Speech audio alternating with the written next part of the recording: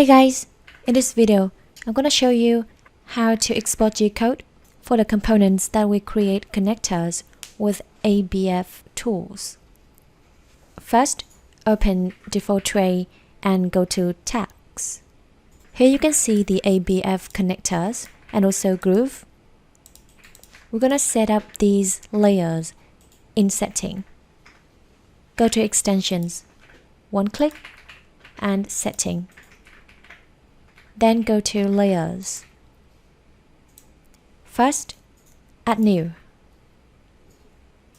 Select the layer and then copy the name. Then paste it to Layer. In this layer box, we must type in the exact name of the ABF layer. For the name, we can change it the way we want, but I'm gonna just put it the same as layer. Entity type.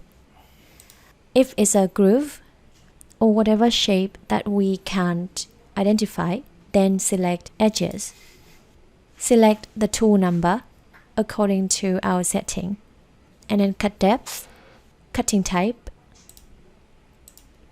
and cut passes. Next, we can duplicate a layer. Select it, then hit Duplicate.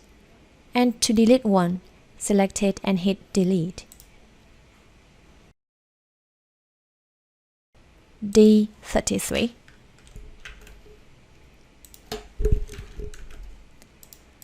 In this case, it's a hole. Then in Entity Type, select Circle. Diameter, it's 35. And also adjust tool number, cut depth, cutting type, and cut passes. Do the same for other connectors. So I have finished setting up all the layers. Then select the whole frame, Post-Processor. Select the type of machine and then hit Execute. Nesting. Run nesting.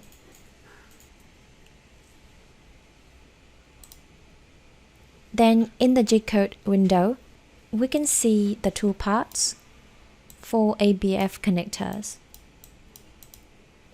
Download Gcode.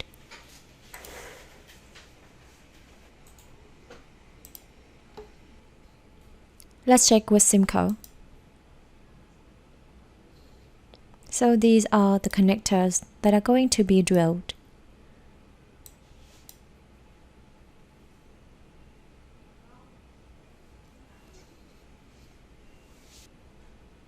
And please notice that OneClick just supports exporting Gcode for the frames with ABF connectors. For edge banding and labels, we're going to create them again with OneClick tools. For example, this cabinet is already edge banded and also labeled with ABF tools. First, in Tags, we hide the ABF label. Then select the whole frame and select the tool Refresh. After that, we create labels and do edge banding again with OneClick tools.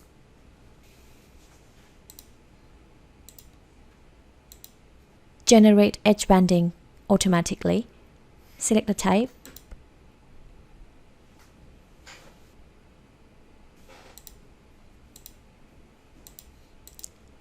And after that, we also set up the connectors in layers and then do nesting and export Gcode.